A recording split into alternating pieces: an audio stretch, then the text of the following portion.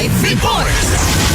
Natiliti may sa lalaking agtawan tili mapulukit may sa minero a residente iti Togon Benguet. Ken maibilang akas high value individual babae iti drug by bus operation iti Purok 12 Barangay Irisan, Baguio City. Iti kalman ti rabii nakumpiskar manibut iti suspect ti dua a pedaso a heat sealed transparent plastic sachet nga daan iti pakabukalan a 50 ket 3.3 gramo. Nga daan iti standard drug price at 3 gasot ket 9,000 ket 2 gasot ket 4 pesos. Alaksi diti data na kumpiskar manipod iti suspect dagiti non-drug items kas iti cellphone, kwarta ken pitaka. Balegi iti nasaong operasyon babaen iti panagtinulong dagiti kameng iti RPDU, PRO car, RID, PRO car, BCPO, PS9, CDEU, PDEG, SOCAR ken RIU 14. Ti suspect ket sumangsango ita iti pinaglabsing iti RA 9165. Damag Regional para iti IFM News Idol Shanti Papi Tatak Carmen.